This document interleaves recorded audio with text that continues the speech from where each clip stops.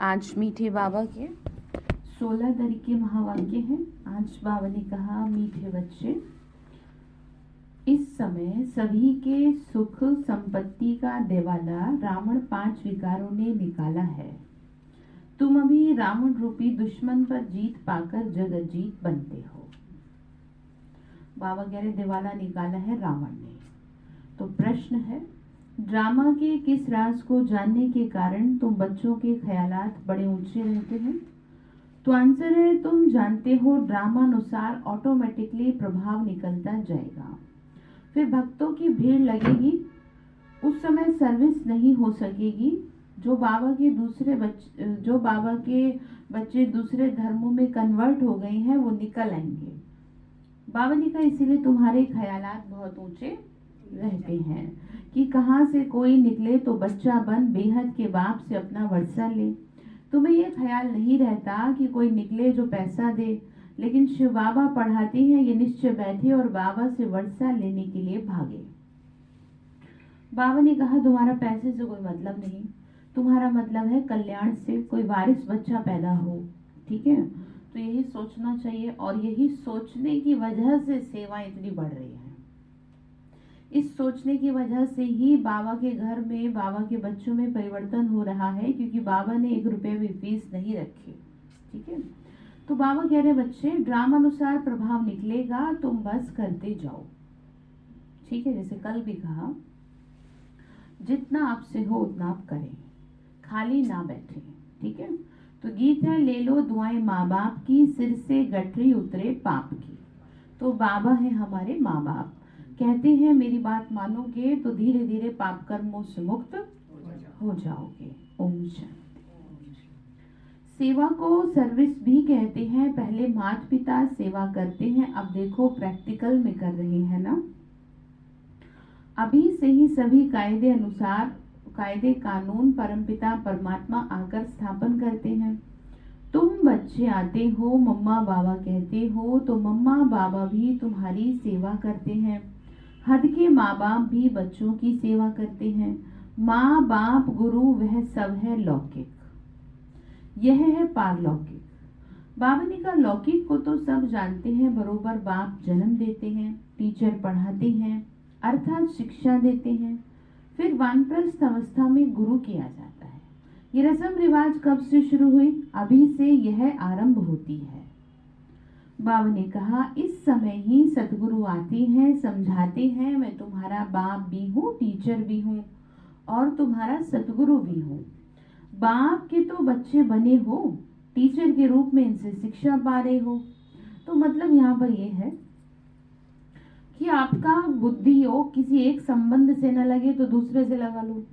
बाप, टीचर, सदगुरु, 3 ऑप्शन है आपके पास, और इसमें आप सबसे ज्यादा वो वाला लें जिसकी कमी आपको ज्यादा महसूस होती है। तो पिता का संबंध सबसे सर्वोच्च है। ठीक है, तो बाबा ने कहा, तुम मुझे क्या बना लो, पिता हूँ ही, बनाना भी क्या वैसे लेकिन ये है कि बस दुनिया में एक दुविधा है ना कि भगवान को लोग पिता के रूप में याद नहीं करते, मानते तो है लेकिन याद नहीं करते, वो फीलिंग से नहीं करते। जैसे बच्चा माँ बाप के साथ कुछ फॉर्मेलिटी से पेश आए तो थोड़ा अजीब लगेगा, ऐसा लगेगा कि जैसे इनके संबंध अच्छे नहीं। बहुत सीधा सीधा बैठे, प्यार से बात करे, कुछ कहे, कुछ सुने, तभी तो मजा आता है, तभी तो लगता है कि ये हमारा क्या है, बच्चा है। तो बाबा भी यहाँ पर यही कह रहे हैं कि मैं तुम्हारा पिता हूँ, लेकिन तुम मुझे पिता की तरह मानते क्यों नहीं हो? ठीक है, तो मेरे से ऐसे सीधी सीधी बात करो तो तुम सुखी हो जाओ। ठीक है, तो बैठने मात्र से, जैसे दुनिया में कहावत है, कहा जाता है शास्त्रों में कि माँ बाप के पास बैठने से ही बच्चों की समस्या का समाधान हो जाता है, चाहे वो कुछ दे चाहे ना दे, चाहे करे ना करे। इतना जबरदस्त वरदान है ये संतान को। तो यहाँ पर बाबा ये कह रहे हैं, तुम्हारा योग लगे ना लगे, हाँ मेरे पास बैठो तो सही, धीरे धीरे अपने आप सही हो जाएगा। ठीक है, बैठना जरूरी है, टच में रहना जरूरी है। टच में समझते हैं ना, मिलते जुलते रहो, बातचीत करते रहो, चाहे नाराजगी रहे लेकिन मिलते तो रहो। हाँ, तो नाराजगी सारी और चीजें सही हो जाएंगी। अब बाबा ये कह रहे हैं, बच्चे तो मुझे किसी न किसी रूप में तो याद करो, तुम्हारा पिता भी तो हूँ और सदगुरु भी हूँ। तो बाप के तो बच्चे बने हो ना। तो तुम बच्चे माता पिता कहते हो तो बाप भी स्वीकार करते हैं, यह तो जानते हैं कि सभी बच्चे एक समान सपूत नहीं हो सकते। यह भी बेहद का बाप कहते हैं सब बच्चे सपूत नहीं है। तुम समझते हो ना, अभी रावण का राज्य है, ये कोई विद्वान पंडित आदि नहीं जानते। जब कोई आते हैं तो पहले उनसे पूछना है तुम क्या चाहते हो। तो बोले कोई शांति चाहते हैं, कोई गुरु ढूंढते हैं इसीलिए। तो सतयुग में तो कोई गुरु ढूंढना ही नहीं, क्योंकि वहां दुखी नहीं है, वहां कोई अप्राप्त वस्तु नहीं। यहाँ तो कोई ना कोई वस्तु की लालसा रख गुरु के पास जाते हैं। आज बच्चा दे दो, आज मकान दे दो, आज बंगला दे दो, गाड़ी दे दो, आज इसे ठीक कर दो, उसे ठीक कर दो। बाबा कहते तुम अपने आप करो, क्योंकि तुमने खुद ही हिसाब क्रिएट किया है। और ये 100% सत्य है कि कोई कुछ नहीं कर सकता, कोई गुरु भी नहीं करता। अगर ऐसा होता है कि आपका किसी गुरु के पास जाने से किसी का समस्या का समाधान निकलता है, तो कर्मों की फिलोसफी ये है कि उस गुरु का नाम होना है आपके माध्यम से। जैसे कि ज्ञान तो कब से सुन रहे हैं हम सभी, लेकिन बहुत ध्यान से सुनेगा, हर आत्मा का किसी न किसी एक विशेष आत्मा से ही कल्याण होता है। सुना तो वो कब से रही है, कल्याण कैसे आज ही हुआ, क्योंकि उस आत्मा का नाम होना था, इसलिए कल्याण हो गया। ठीक है, उसका काम होना था और उनका नाम होना था। आप देखो ना कि ज्ञान तो हम कब से सुन रहे हैं। तो ये सब बाबा इसमें कुछ नहीं कर रहा, ये सब आत्माओं के कर्म अनुसार चीजें क्लियर हैं। चाहे बात गुरुओं की करो, चाहे किसी की दुनिया में नाम होने की करो। ऐसा नहीं होता कि कोई आशीर्वाद दे दे, कोई फल दे दे, कोई भभूत दे दे तो आपका काम हो जाए। ऐसा कुछ भी नहीं होता। हाँ, एक चीज होती है, एनर्जी होती है। जैसे माँ बाप की एनर्जी बच्चों को पास होती है, ऐसे ही गुरुओं की एनर्जी होती है। ऐसे ही बाबा के घर में जो टीचर्स बहनें सेवाएं करती है उनकी एनर्जी होती है, जो पास जरूर होती है, और जिसकी वजह से सामने वाली आत्मा को लगता है कि जैसे मुझे तो इनसे दर्शन हो गए, मेरा तो उद्धार हो गया। बाकी कुछ नहीं होता। ओरा क्रिएट हो रहा है ना, जैसे कि किसी का दुखों का ओरा, अच्छे भले मूड खराब हो गया, जा करके कहा कुछ नहीं उसने, तो वो इतनी दुखी है आत्मा। तो ठीक है, तो गुरु गोसाई की अगर बात की जाए तो बाबा ने कहा ढूंढते फिरते हैं कि भगवान से क्या मिले, वो कुछ ना कुछ मिले, मतलब भक्ति में गुरु करते इसीलिए हैं। तो वहां कोई अप्राप्त वस्तु नहीं है, बाबा ने कहा वहां कोई दुखी नहीं है। यहाँ तो कोई ना कोई वस्तु मांगते रहते हैं। कोई का सुनेंगे कि उनकी मनोकामना पूरी हुई तो फिर उनके पिछाड़ी में जाएंगे, उनके पीछे लग जाएंगे, भाई फलाना जो हो गया है तो चलो ये भी हम कर लें। ठीक है, तो सन्यासी पवित्र, बाबा ने कहा कोई का सुनेंगे तो ऐसा होता है। सन्यासी पवित्र बनते हैं तो उनकी महिमा तो बढ़नी है, बहुत शिष्य बन जाते हैं। पवित्रता की वजह से ताकत बढ़ जाती है, जिस वजह से काम बनते हैं, और कुछ पीछे के जन्मों का आशीर्वाद होता है और कुछ दिव्य आत्माओं का सहयोग होता है। जैसे कि आजकल आप नाम सुन रहे हैं बागेश्वर धाम, बहुत दुनिया में फेमस हो रही है वो आत्मा, तो उसके पीछे जो हाथ है वो है दिव्य शक्तियों का। अब आप ये नहीं कह सकते कि दिव्य शक्तियां नहीं होती हैं। जैसे बुरी आत्माएं होती है ना, ऐसे ही दिव्य शक्तियां भी होती हैं, दैवी शक्तियां होती है, लेकिन भगवान नहीं होता। उस आत्मा ने, जैसे दादी ने पिछले 3 जन्मों से पवित्र रह के वरदान प्राप्त किया कि आप मेरे तन का आधार लीजिए, श्री कृष्ण को जन्म देने वाली माँ ने भक्ति करी, तो इसी तरह से इस आत्मा ने भी कुछ पीछे के जन्म में बहुत तपस्या करी है, बहुत भक्ति करी है भावना से, जिसका परिणाम उसको इस जन्म में छोटेपन में ही मिल गया है। इसमें कुछ ढोंग नहीं है, वो आत्मा भला कर रही है सबका, बहुत अच्छा कर रही है। लेकिन होता यह है कि ऐसी शक्तियों का पता नहीं देना चाहिए किसी को। दिव्य शक्तियां होती है ना, ये जितनी छुपी रहे उतना ज्यादा काम करती है, पावरफुल होती है। तो यहाँ पर बहुत ना कर्मों की फिलोसफी और ज्ञान की गहराई में उतर के चीजों को समझना चाहिए, जो बाबा हमें बहुत अच्छे से समझाते हैं। और दूसरा, वो आत्मा पवित्र है अभी, तो पवित्रता की वजह से उसमें क्या है, हाँ बल है। तो सन्यासी पवित्र बनते हैं तो उनकी महिमा तो बढ़नी है, बहुत शिष्य बन जाते हैं। विवेक भी कहता है जो पवित्र बनते हैं उनकी महिमा जरूर बाप को करानी है। तुम पवित्र बनते हो तो तुम्हारी कितनी महिमा होती है। तुम्हारे द्वारा मनुष्यों का 21 जन्मों के लिए कल्याण हो जाता है। सर्व मनोकामनाएं 21 जन्मों के लिए पूरी हो जाती हैं। तो यह तुम जानते हो, दुनिया में कोई भी नहीं जानता कि परमात्मा कब आते हैं। जगत अम्बा कौन है जिस द्वारा हमारी मनोकामनाएं पूरी होती हैं। तो अब सब घोर अंधियारे में है। किसी को कुछ भी जो जैसे बता दे वैसे सही है। सत्य वचन महाराज, ठीक है। तो बस तो कह रहे घोर अंधियारे में है। यथा राजा रानी तथा प्रजा, पहले कम अंधियारा होता है, फिर कलयुग में कह रहे घोर हो जाता है। तो माया के राज्य को घोर अंधियारा कहते हैं। बाबा कहते हैं भारत का सबसे बड़ा दुश्मन है 5 विकार। तुम जानते हो इस माया रावण ने सीताओं का हरण किया है। मतलब आत्मा रूपी शक्ति जो है उसको अपने में वशीभूत कर लिया। इसको ऐसे समझो जैसे कि आप किसी आत्मा के प्रति विकारी ख्यालात आते हैं, किसी के देह में फंस जाती है आत्मा, तो यही कहा जाएगा कि जो है बाप कहते हैं बच्चे क्या कर दिया, माया ने आपको अपनी जंजीरों में कैद कर लिया। तो बाप आते हैं इस बड़े से बड़े दुश्मन से लिबरेट करने। ये कोई को पता नहीं कि भारत जो इतना मालामाल था उनको इतना कंगाल किसने बनाया। यही रावण बड़ा दुश्मन है। इनकी प्रवेशता के कारण भारत का यह हाल हो गया। कहा जाता है ना तुम्हारे में क्रोध का भूत है, परंतु समझते नहीं है कि 5 विकारों को भूत कहते हैं। हाँ जी पुष्पा बहन यही पर है।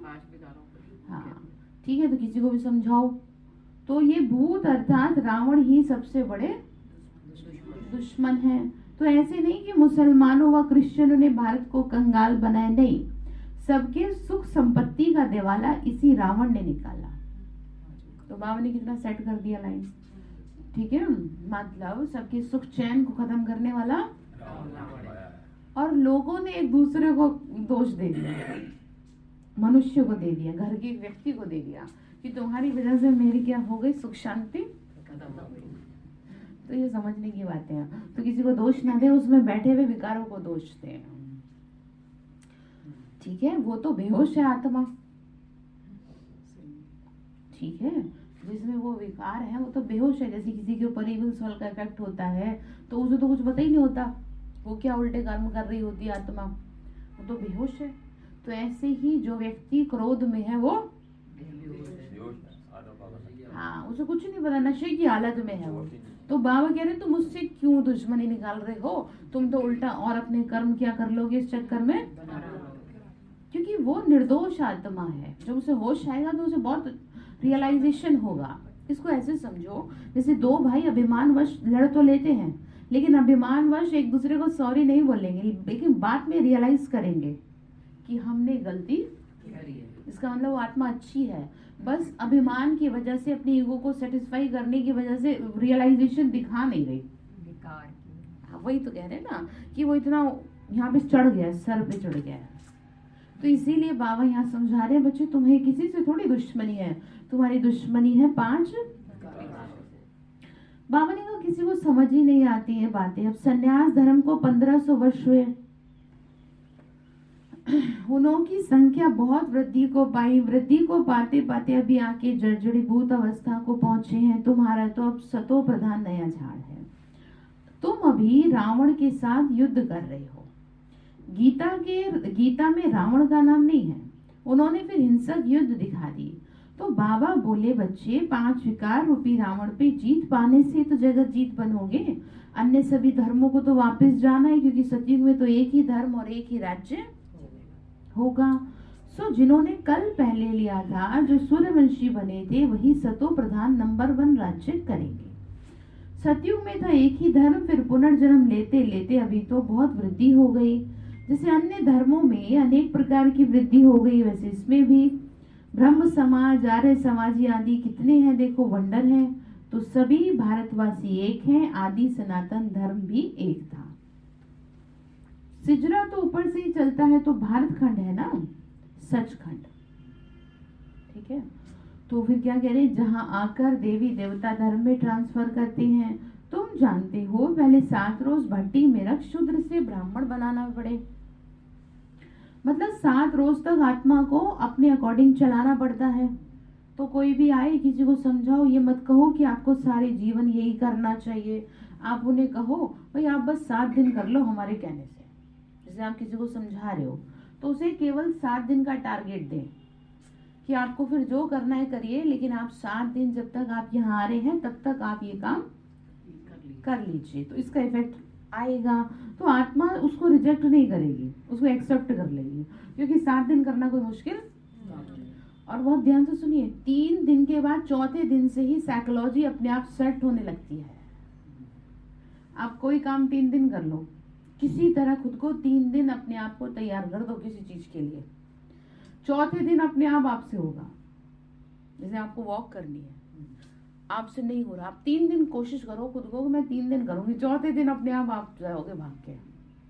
ये ऐसे ही काम करता है। ऐसे ही किसी को समझाओ तो ये कहो आप थोड़ा 3 दिन के लिए बस इस तरह से कर लो और फिर देखो, ठीक है। तो उसको क्या नहीं लगेगा आत्मा को, है जी। हाँ, भारी सारी दिक्कत ये है, पहले इतना हैवी टारगेट दे दियो तुम्हें तो यही करना चाहिए, तो कहीं आत्मा कैंसिल करो, हमसे ये नहीं होगा। ऐसे काम नहीं करने चाहिए, धीरे धीरे चलना सिखाओ, जैसे बच्चे को माँ बाप सिखाते हैं उंगली पकड़ के। तो बाबा ने विश्व कल्याण का जिम्मा सौंपा, ऐसे थोड़ी सौंप दिया, ठीक है। तो बाबा ने कहा तुम समझते हो ना 7 रोज भट्टी से ही ब्राह्मण बनेंगे, ठीक है। तो सन्यासियों को तो वैराग्य आता है, जो जंगल में चले जाते हैं उन्हों का रास्ता ही अलग है, घर बार छोड़ देते हैं, उन्हों को कोई तकलीफ नहीं। हाँ, मनसा में तो संकल्प आएंगे, काम विकार से तो छूट ही जाते हैं, बाकी क्रोध तो आता है, ठीक है। तो बाबा ने कहा हाँ मनसा में संकल्प आएंगे, उसमें भी नंबरवार होते हैं, कोई फर्स्ट सेकंड थर्ड इस तरह से, कोई तो एकदम डर्टी होते हैं। सदियों में बहुत सुखी तो होते हैं परंतु नंबरवार, जैसे यहाँ पर प्रिंसिपल, टीचर, पियोन और फिर उससे नीचे साफ सफाई करने वाले। तो पढ़ाई अनुसार क्या है, पद है। तो सतयुग में भी यहाँ की पढ़ाई अनुसार ही, अब आप देख लो साफ सफाई करनी है या क्या करना ठीक है। अब यहाँ टीचर है तो वहाँ भी टीचर क्यों भाई जी तो हमको तो सेवा करनी पड़ेगी, फिर क्यों इंदुवन सेवा करनी पड़ेगी, क्योंकि पढ़ाना है तो, क्योंकि वहाँ पे भी तो राजगुरु होंगे, राज विद्या दिलाएंगे बच्चों को, छोटे बच्चे जो होंगे, तो क्यों ना वहाँ भी जाके यही पोजीशन मेरा आशीर्वाद क्या है, बाबा पीछे दे रहा आशीर्वाद है जी, और क्या ठीक है। तो बड़ा अच्छा है ये, देखो सोचो बाबा आपने मुझे यहाँ पे आपने नौकरी करवाई टीचर की, मेरे को वहाँ भी यही नौकरी देना, मैं वहाँ पर क्या दूं दूसरों को शिक्षा, कितना अच्छा है, इससे बढ़िया क्या है बताओ। तो वहाँ पर भी जो देवी हो देवता होंगे, उनके छोटे बच्चे होंगे, सबको स्कूल वगैरह तो दिए जाएंगे ना, शिक्षा में भेजेंगे विद्या तो ग्रहण कराई जाएगी ना, क्योंकि श्री कृष्ण ने भी राजगुरु द्वारा राज विद्या ग्रहण करी, तो गुरु का अपना एक सम्मान है। तो बाबा यही समझाते हैं बच्चे, इसीलिए पढ़ाई अनुसार क्या है, तो यहाँ की मेहनत अनुसार वहां पर पद है। बाबा कह रहे बच्चे नंबरवार मिलेगा सब कुछ। बाबा ने कहा इस मार्ग में डिफिकल्टी बहुत है, तो बाप सभी राज बैठ समझाते हैं, ये सभी धर्मों में होते हैं, संन्यास मार्ग में इतना नहीं है, उन्हों को तो वैराग्य आया, संन्यास लिया खलास। कोई कोई फेल होते हैं, बाकी जो पक्के होते हैं उन्हों को वापस आना मुश्किल है, या तो गृहस्थ व्यवहार में रहते पवित्र रहना है। बाप समझाते हैं बहादुर वो है जो दोनों इकट्ठे रहो और बीच में ज्ञान की तलवार हो। ऐसे एक कहानी भी है कि उसने कहा घड़ा भल सिर पर रखो परंतु तेरा अंग मेरे अंग से ना लगे, अर्थात विकार की भावना ना हो। उन्होंने फिर शरीर समझ लिया, बात सारी विकार की है, अर्थात नगन नहीं होना, काम अग्नि में जलना नहीं है, बड़ी मंजिल है तो प्राप्ति भी बड़ी है। सन्यासी पवित्र बनते हैं तो उन्हों को कितनी प्राप्ति है, बड़े बड़े महामंडलेश्वर बन पड़ते हैं। अब बाल ब्रह्मचारी शंकराचार्य पूरी दुनिया में फेमस है। तो ब्रह्मचारी है तो अपने आप ही मान बढ़ा है। तो बाबा यहाँ पर गृहस्थ में रह के बच्चों का मान बढ़ाने के लिए ये शिक्षा देते हैं, महान बनाने के लिए शिक्षा देते हैं। ये ना कहे जी हमसे तो ये देखो, पवित्रता अपने आप में दुनिया में सबसे बड़ी ताकत है। तो इसीलिए बाबा कह रहे हैं बच्चे, जिसने इसको अपना लिया उसने दुनिया को जीत लिया। तो पहले समझाई थी बहुत बातें। बाबा ने कहा महलों में रहते हैं बड़े बड़े महामंडलेश्वर बन बैठे हैं, बहुत लोग जाकर पैसा रखते हैं, चरण धोकर पीते हैं, बहुत महिमा है, परंतु नंबर 1 महिमा ईश्वर की। वही स्वर्ग का रचयिता है, वहां माया का नाम निशान नहीं रहता। सन्यासी भी ये नहीं समझते कि माया 5 विकार है, सिर्फ पवित्र रहते हैं। उन्हों का ड्रामा में यही पार्ट है। उन्हों का है हठयोग सन्यास, तुम्हारा है राजयोग। ये राजयोग तो कोई सिखा न सके। वह है शंकराचार्य, यह है शिवाचार्य। तुम भी परिचय देते हो हमको, भगवान आके पढ़ा रहे हैं।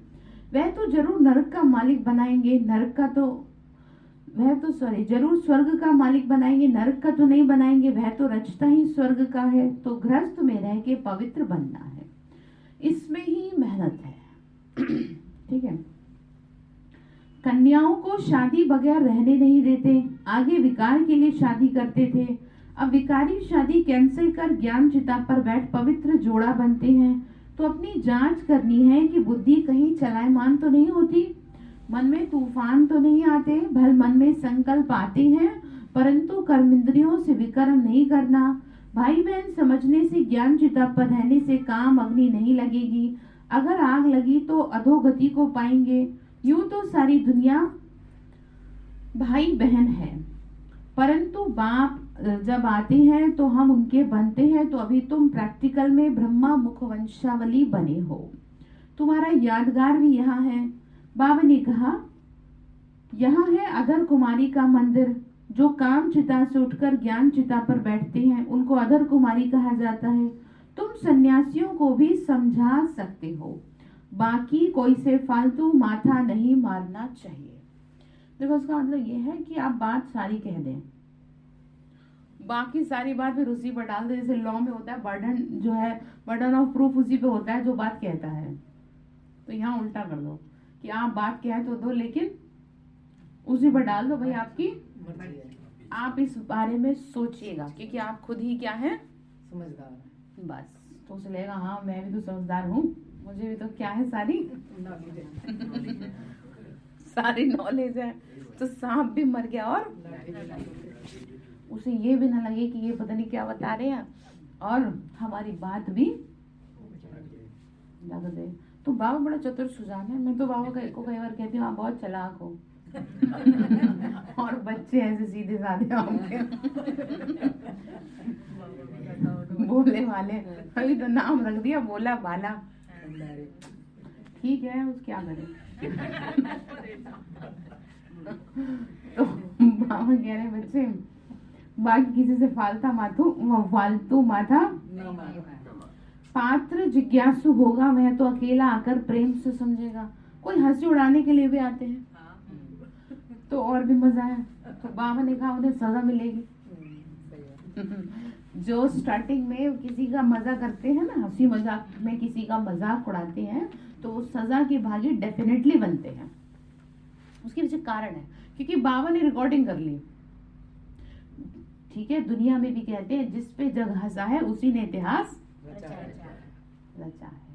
तो जग का हंसना, आपकी बेइज्जती होना बहुत जरूरी है। बाबा ने कह दिया मैंने इतनी गाली खाई है, तुम्हें कैसे छोड़ दूं, क्योंकि तुम भी तो मालिक बन रहे हो, मैं ही थोड़ी बन रहा हूँ।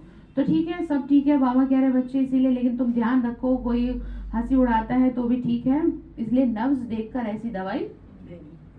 इसीलिए भूख लगे तभी किसी को समझाए, थोड़ा सा भोजन का टेस्ट करा के छोड़ दें। एक होता है ना, थोड़ा टेस्ट कर लो, बताओ कैसा है। तो इसका मतलब समझिए आप, थोड़ा सा ज्ञान का सिर्फ 2 शब्द परमपिता परमात्मा गॉड फादर शिव बाबा के बता दीजिए कि God is not omni present. भगवान जो है सर्वव्यापी नहीं है, तो थोड़ा दिमाग चलेगा कि ये तो उल्टा ही चल रहे हैं, तो सोचेगा थोड़ा एक्साइटमेंट बढ़ना चाहिए। बिना एक्साइटमेंट बढ़े किसी को समझाए ना आप, तो ज्ञान की कीमत बढ़ेगी। ठीक है, तो यही समझा रहे हैं कि पात्र देखकर क्या करें आप, ज्ञान दे। तो बाप ने कहा पात्र को दान देना है। आजकल दुनिया बहुत खराब है। अब बाबा समझा रहे हैं, सन्यासी लोग कफनी तो पहन लेते हैं और जाके अलग रहते हैं, कुछ ना कुछ मिल जाता है, मजे से खाते पीते रहते हैं।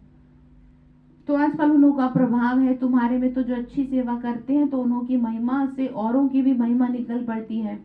जो बच्चे अच्छी सेवा करते हैं ना, तो सब कहेंगे इनके माँ बाप भी ऐसे होंगे, तो मेहनत जरूर करनी है। सन्यासियों को तो घर बैठे वैराग्य आ जाता है, तो हरिद्वार चले जाते हैं, वहां कोई गुरु कर लेते हैं। यहाँ की रस्म ही निराली है, इनका कहाँ वर्णन है नहीं। गीता कोई झूठा बना दिया, ये पहली बात खुल जाए तो सब बीके बहुत नामी ग्रामी हो जाए। ये बहुत बड़ा मुद्दा है कि गीता का भगवान कौन है। ठीक है, ये कह रहे हैं कि ये खुल जाए बात तो सब तुम्हारे पे बलिहार जाए, प्रभाव निकलना है। अभी तो तुम्हारा बहुत सामना करते हैं, पहले तो घर के दुश्मन बनते हैं कि तुम आए बड़े ज्ञान सुनाने वाले। तो ठीक है, तो इस बाबा के भी कितने दुश्मन बने। श्री कृष्ण के लिए कहते हैं भगाता था, कितने कलंक लगाए। तो बाबा कह रहे सब ड्रामा है, ड्रामा अनुसार ऑटोमेटिकली प्रभाव निकलेगा, फिर भक्तों की भीड़ आकर होगी, परंतु भीड़ में फिर सर्विस नहीं हो सकेगी। सन्यासियों के पास भीड़ होती है तो वह खुश होते हैं। यहाँ तो तुम जानते हो कोटों में कोई निकलेगा, मुट्ठी भर लोग हैं, और यहाँ भीड़ करके करना भी क्या है। बाबा की बात याद आती है कि क्वांटिटी नहीं क्वालिटी वाली आत्मा लाओ। क्वांटिटी तो यूं ही हो जाए, किसी को बुला लो, हो गई क्वांटिटी। और हमारे बुलाने का टारगेट होता है कि एक के सहारे अनेकों का पता हमें भी है कि सब लोग ज्ञान में नहीं जुल सकती, क्योंकि ये कठिन तपस्या है। तो ये लोहे के चने चबाने जैसा है जो हर किसी से तो इसीलिए, पर ऐसा नहीं हम छोड़ देंगे। तो बाबा इसीलिए देखो कोई डिपार्टमेंट नहीं छोड़ रहा, कहाँ कहाँ बहने कहाँ कहाँ देशों में जा रही हैं, पता नहीं कैसे कैसे सेवाएं बढ़ रही हैं। तो इसीलिए कि पूरी दुनिया को कवर करना है, कोई एक आध देश को करेगा। यहाँ पे क्या कर रही हैं ब्रह्मा कुमारियाँ, पूरी दुनिया को। इसीलिए बाबा ने अपनी सेना को पूरी दुनिया में फैला रखा है कि कोई भी जगह ऐसी ना रहे कि जहाँ पर बाबा का घर, चाहे एक छोटी सी झुग्गी में ही है, लेकिन है जरूर झंडा वहां पर भी। तो झंडे से मतलब यही है कि बाबा यहाँ बिठा दिया है किसी को। तो फिर क्या कह रहे हैं कि बच्चे देखो तुम्हारा प्रभाव निकलेगा, इनसे कोई बच्चा निकले तो बच्चा बन वर्षा ले, तुम्हारा ख्याल चलता है, तुम भाषण करते हो तो अपने बच्चे और धर्मों में कन्वर्ट हो गए, वो निकल आएंगे। तो कोई आर्य समाज कोई कहाँ से निकल आएंगे। तो जब फिर लोग सुनते हैं ये हमारे धर्म का ब्रह्मा कुमार कुमारियों के पास गया, तो समझते हमारी नाक कट गई। तो समझाने की बड़ी युक्ति चाहिए, पहले तो परिचय दो, भले कोई लिख कर भी दे, फिर पढ़ाते तो बाबा ही हैं, इसमें कोई इंसान तो पढ़ा नहीं रहा, परंतु उसमें खुश नहीं होना, निश्चय बिल्कुल नहीं बैठा है। भले कई बच्चे पत्र भी लिखते हैं, परंतु बाबा लिख देते हैं तुमको तो बिल्कुल भी निश्चय नहीं है, तुमको तो वर्षा मिलेगा कैसे। क्या कह रहे हैं, तुम्हें निश्चय ही तो एक सेकंड भी ठहरे नहीं। विवेक कहता है गरीब झट भागेंगे, क्योंकि बुद्धि चारों तरफ से क्या रहती है, फ्री रहती है। कोई सम्मान दे ना दे, जेब में पैसा हो ना हो, मस्त संभालना नहीं पड़ता, बहुत सुकून है। इसीलिए बाबा को शुक्रिया करोगे, फालतू तो पैसे नहीं दिए कि वो क्या है, बुद्धि जो है चारों तरफ से फ्री है। और अच्छी बुद्धि दी कि दान पुण्य करने के लिए संकल्प उठे नहीं। तो मैं हमेशा कहती हूँ कि दान करने के लिए जिगरा चाहिए, हर किसी के बस की है। लोगों के पास होता है, नहीं भी कोई हो करने वाला देने वाला, फिर भी सोचते हैं कि नहीं मैं क्यों दूं। अब सोचने वाली बात है कि यहाँ बाबा का शुक्र है, देखो ब्रह्मा बाबा 69 में चले गए, नहीं तो लोग बाबा को ही फंसा देते, जैसे सबको फंसा दिया कि देखो बाबा का काम 1969 में शरीर छोड़ने के बाद, और अब कितने साल हो गए, 54 में 54 ईयर हो गए। 54 ईयर से बाबा की जो वो है मतलब सेवाएं हैं वो कितनी जोरों शोरों से। तो इसका मतलब ये है कि बाबा ने बड़े अच्छे से चीजें की हैं और ये समझाने दी है कि बच्चे तुम्हें निश्चय होगा तभी तुम कुछ। बाबा ने कहा गरीब झट भागेंगे, साहूकार कोई बिरला निकलेगा, साधारण कुछ निकलेंगे। कोई आए तो बोलो ये राजयोग की पाठशाला है, जैसे डॉक्टरी योग वैसे ये राजयोग, जिससे राजाओं का राजा बनते हैं। हमारा एम ऑब्जेक्ट है मनुष्य से देवता। ठीक है। अच्छा, बाप दादा का मीठे मीठे सिकिलदे बच्चों प्रति नंबरवार पुरुषार्थ अनुसार क्या मिलेगा आज? याद प्यार। नंबरवार पुरुषार्थ अनुसार याद प्यार दिल पर वह चढ़ते हैं जो पुरुषार्थ का राप समान बनाते हैं। इस बात का मतलब ये है, आप मेहनत कर खुद को काबिल बनाओ और आपको देख के दूसरा आपसे कुछ सीखे, आपने जैसा बनाओ। ठीक है। बाकी बाप सभी को प्यार तो करेंगे ही। अच्छा, रूहानी बाप की रूहानी बच्चों को नमस्ते। हम रूहानी बच्चों की